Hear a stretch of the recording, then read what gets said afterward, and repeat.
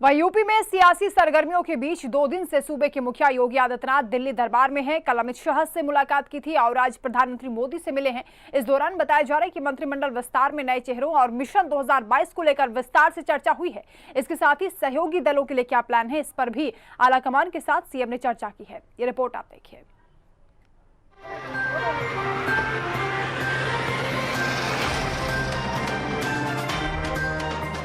उत्तर प्रदेश का सियासी तापमान लगातार चढ़ रहा है, जिसकी तपिश दिल्ली में भी देखी जा रही है।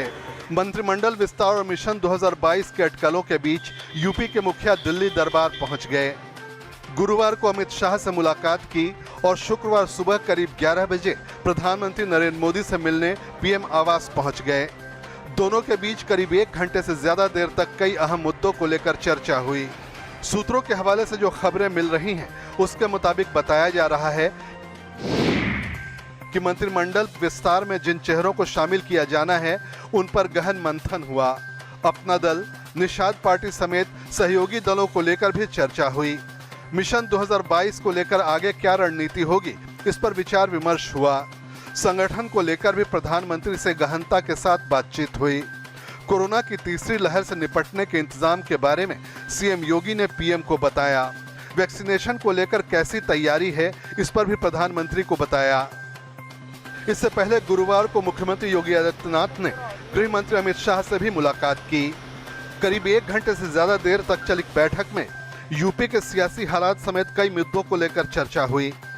इसके बाद जब सीएम योगी यूपी सदन पहुंचे तो अचानक जितेंद्र प्रसाद भी उनसे मिलने पहुंच गए।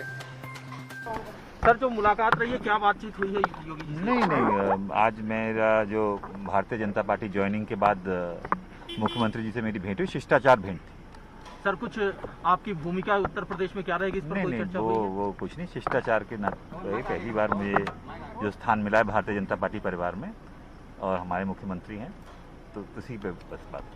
धन्यवाद। जितेंद्र प्रसाद के साथ ही वीके सिंह और सत्यपाल मलिक ने भी सीएम योगी से मुलाकात की। बहरहाल दिल्ली में इस मुलाकात के दौर के बीच उत्तर प्रदेश में सियासी पारा चढ़ गया है। विपक्ष के नेताओं ने पूछा है कि जब सब सही है तो इस मुलाकात के मायने क्या हैं? उत्तर प्रदेश की बीजेपी और दिल्ली की बीजेपी में घमासान जारी है।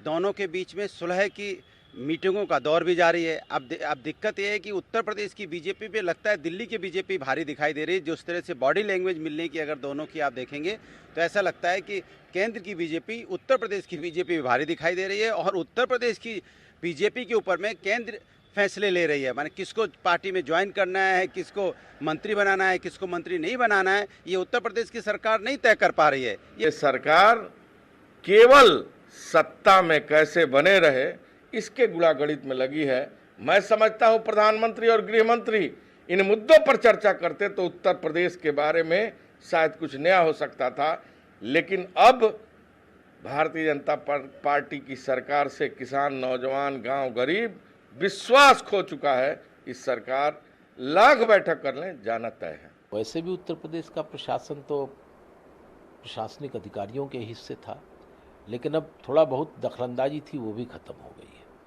कारण ये है कि केंद्र के भारतीय जनता पार्टी के नेतृत्व, आरएसएस के नेतृत्व और केंद्रीय मंत्रिमंडल के प्रधानमंत्री सहित प्रभावी मंत्री लगातार उत्तर प्रदेश के सांगठनिक और राजनीतिक मामलों में हस्तक्षेप कर रहे हैं, और उस हस्तक्षेप से स्थिति बड़ी डामाडोल है।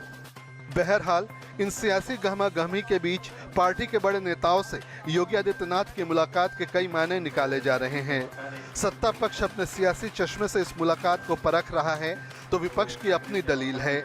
लेकिन इन मुलाकातों का यूपी की सियासत पर क्या असर पड़ेगा, इसके लिए कुछ दिन का इंतजार और करना होगा। ब्यूरो रिपोर्ट, हिंदी खबर।